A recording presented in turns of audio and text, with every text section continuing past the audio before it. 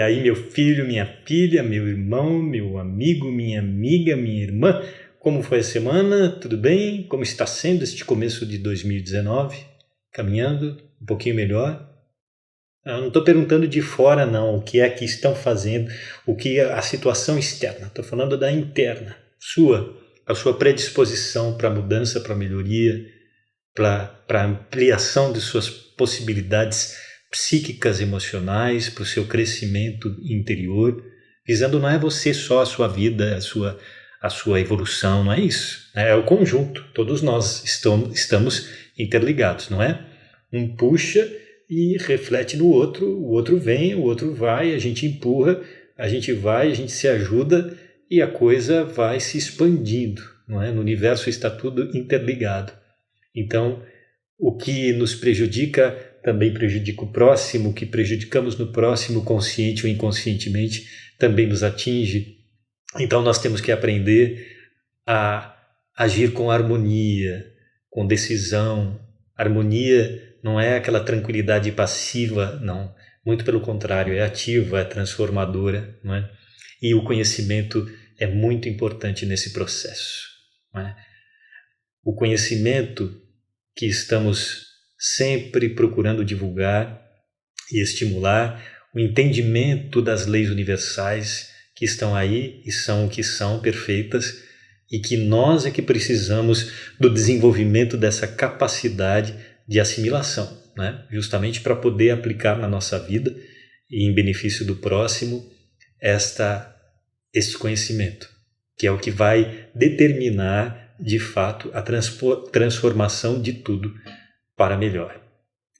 Na série Luzes de Kardec, temos estudado 3 trechos diferentes de 3 obras diferentes de Allan Kardec. E vamos começar hoje com o trecho do Evangelho segundo o Espiritismo. Você está vendo aí a capa desta edição, que é da Edicel, Editora Cultural Espírita Limitada. Existem outras edições, naturalmente. Mas este trecho que colocamos aí, você está vendo dentro do site do Projeto Saber e Mudar, na seção Autores em Destaque.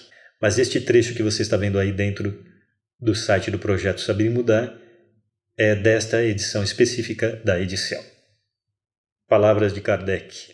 Como é horrível a ideia do nada. Como são dignos de lástima os que pensam que a voz do amigo que chora o seu amigo se perde no vácuo, sem encontrar o menor sinal de resposta. Eles jamais conheceram as afeições puras e santas. Como conhecer se pensam que tudo morre com o corpo, que o gênio, depois de iluminar o mundo com a sua poderosa inteligência, extingue-se como um sopro no apagar de um simples jogo de forças materiais, que do ser mais querido, como o pai, a mãe, um filho adorado, não resta mais do que um punhado de poeira que o vento inevitavelmente dispersará. Como pode um homem sensível ficar indiferente a essa ideia? Como não o gela de horror a ideia de um aniquilamento absoluto e não o faz pelo menos desejar que assim não seja?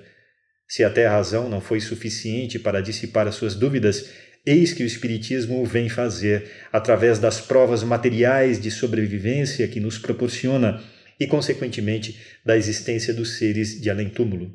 Justamente por isso, essas provas são acolhidas por toda parte com satisfação. E a confiança renasce, pois o homem sabe de agora em diante que a vida terrena é apenas uma rápida passagem que conduz a uma vida melhor. Seus trabalhos neste mundo não ficam mais perdidos para ele e as suas mais santas afeições não são rompidas sem qualquer esperança. Veja bem como diz o texto, não se trata apenas de uma crença sem fundamento, uma crença inculta, mas uma crença baseada no conhecimento, com as provas inclusive de natureza material que o Espiritismo vem oferecer para todo aquele que quer entender em profundidade e não apenas ser consolado, como se o consolo fosse uma ilusão para amenizar a nossa dor, quando não é esse o sentido. A base toda só pode ser a verdade. E como existe comprovação farta oferecida pelo Espiritismo, nós precisamos naturalmente nos dedicar a esse conhecimento. Porque a verdade é a verdade e os fatos são como são. A realidade espiritual, a transitoriedade da vida física, a relatividade da matéria e a supremacia do espírito. Espírito não como entidade mística, mas o espírito como uma realidade passível de pesquisa científica, inclusive, e que vem nos dar a segurança desse conhecimento e, consequentemente, o consolo a partir do conhecimento em si, com a base e a segurança da própria verdade. Vamos estudar o Espiritismo. Vamos ver agora um trecho de O Livro dos Espíritos, esta edição da Petit Editora. Aí a capa, e aí o texto que está dentro do site do Projeto Saber e Mudar. Você vai entrar lá em Autores em Destaque. Lá dentro tem uma parte dedicada a Allan Kardec. Ali dentro, trechos de suas obras. Como você está vendo aí, você vai lá em O Livro dos Espíritos, tem alguns textos e com o tempo vamos acrescentando mais material continuamente. Questão 221. É a uma lembrança retrospectiva que o homem deve, mesmo no estado selvagem, o sentimento instintivo da existência de Deus e o pressentimento da vida futura? Pergunta de Kardec, resposta dos espíritos superiores. Olha a concisão. É uma lembrança que conservou do que sabia como espírito antes de encarnar, mas o orgulho muitas vezes sufoca esse sentimento. É a essa lembrança que se devem certas crenças relativas à doutrina espírita e que se encontram em todos os povos? Essa doutrina é tão antiga quanto o mundo, eis porque pode ser encontrada em toda parte, sendo uma prova de que é verdadeira. O espírito encarnado, conservando a intuição de seu estado como espírito, tem instintivamente a consciência do mundo invisível, frequentemente falseada pelos preconceitos, acrescida da ignorância que a mistura com a superstição. Olha bem esse trecho. Frequentemente falseada pelos preconceitos, acrescida da ignorância com a mistura da superstição. Então, como se destrói um preconceito? Pensando, estudando, conhecendo e combatendo em si mesmo as raízes que trazem esse preconceito, a nossa milenar acomodação intelecto-moral, que é a ignorância pelo mesmo processo do conhecimento da verdade, do estudo, do esforço, que é trabalho, estudo é trabalho, né? Então é a lei do mérito, a lei do trabalho próprio, do mérito próprio.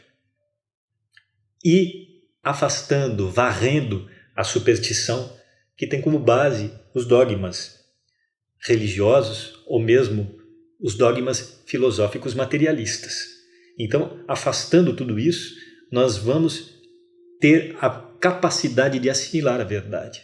Né? Você fala, ué, mas também existe ateu supersticioso?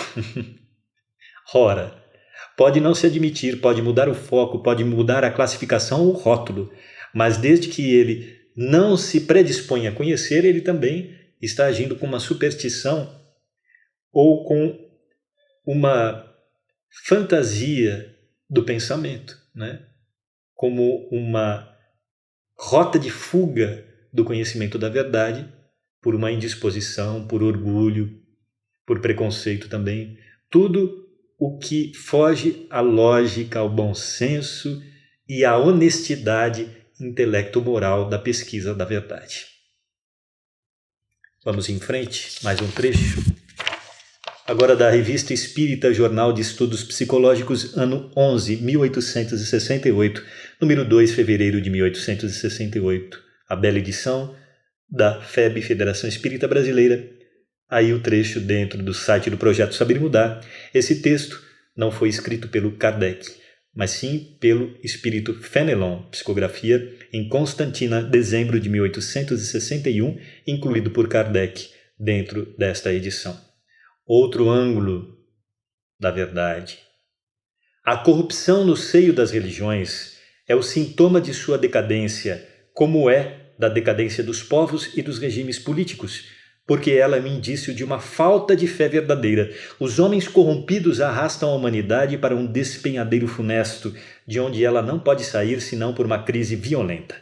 Dá-se o mesmo com as religiões que substituem o culto da divindade pelo culto do dinheiro e das honras, e que se mostram mais ávidas dos bens materiais da terra do que dos bens espirituais do céu. 1861. algum paralelo com o que acontece hoje em dia, 2019, com as religiões abusando do dinheiro, estimulando o apego ao dinheiro, iludindo com um objetivo financeiro. Quando as pessoas querem soluções mágicas que não têm como base o esforço pessoal da superação de suas más tendências, com o objetivo honesto do conhecimento da verdade, só pode resultar nisso, né? Estimular os vendilhões do templo que exploram a credulidade, até mesmo naquelas pessoas que aparentemente seriam de ser esclarecidas intelectualmente, pessoas com 1, 2, 3, 5, 20 faculdades, né? E que não aprenderam a pensar. Porque também não se predispõem a conhecer e a entender que não existe processo de transformação individual e social se não ter como base o amor e o esforço próprio, a caridade no amplo sentido. É por isso que fazem tanto sucesso. A mágica. Eu não tenho que solucionar nada. Eu não tenho que me esforçar. Quem responde às perguntas que eu mesmo devo formular e responder são os pastores, são os padres, são os sacerdotes, são os médiuns e são os místicos. Eu posso até dar dinheiro para que eles resolvam para mim, para que eu não tenha que me esforçar, não é? Para que eu atinja soluções imediatistas que eu objetivo, né? E não aquela realmente em profundidade. Enquanto existir isso, haverá todos esses abusos que são da parte dos que abusam e dos que se deixam abusar. Uma hora haverá, como diz aqui, uma crise violenta para poder solucionar tudo isso. A vida sabe esperar, é questão de tempo. Vamos estudar a bênção e a luz da doutrina espírita que nós temos à nossa disposição para não cair nesses enganos que talvez já estejamos caindo muitas vezes ao longo de muitas encarnações. Semana que vem estaremos de volta com mais uma série, com mais um vídeo da série Luzes de Kardec. Boa semana para você e até lá. Um beijo. Obrigado pela companhia.